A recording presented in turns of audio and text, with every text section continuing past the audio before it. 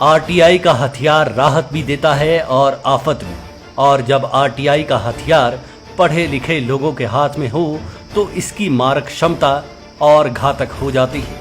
हिमाचल में रोजगार आवंटन पर लगी ब्रेक के मसले में एक आरटीआई के रिप्लाई में सरकार को ही आंसरलेस कर दिया है। सरकारी विभाग यानी डायरेक्टरेट ऑफ फॉरेंसिक साइंसेज ने अपने हालात का जिक्र करते हुए बेरोजगारों की जमात को भी फिक्र में डाल दिया है।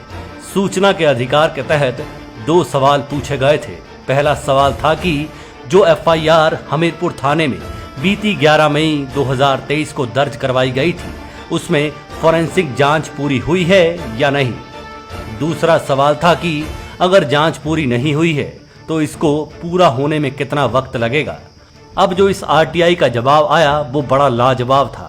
बताया गया कि यहां मामला पेंडिंग चला हुआ है और डायरेक्टरेट ऑफ फॉरेंसिक साइंसिंग जुंगा के document and photographic division and digital of SFSL में है।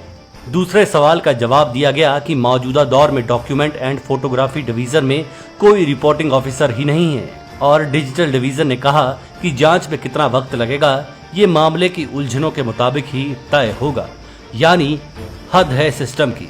सरकार कह रही है कि जांच बड़ी तेज गति से चल रही है, सिस्टम में रिपोर्टिंग ऑफिसर ही नहीं है। जब इंजन ही नहीं है तो बेरोजगारों के सपनों की रेल खाक मंजिल तक पहुंचेगी। ऐसी ही जांचों में हजारों परिवारों के बेरोजगार औलादें फंसी हुई हैं और जहां से दूध का दूध और पानी का पानी होना है वहां कोई सिस्टम ही नहीं है। यानी रोजगार के दूध में हुई मिलावट को नापने वाला लैक्टोमीटर तो है मगर रीडिंग करने वाला कोई रिपोर्टिंग अफसर ही नहीं है। सरकार को समझना होगा कि अगर 5 सालों के सियासी करियर पर नेताओं की जान अटकी रहती है तो ये भी आम आदमी की जिंदगी भर के रोजगार का सवाल है।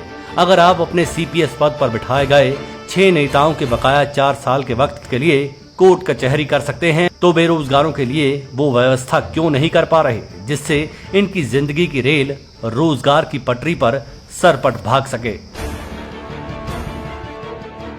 Manish Kaul, black and white news.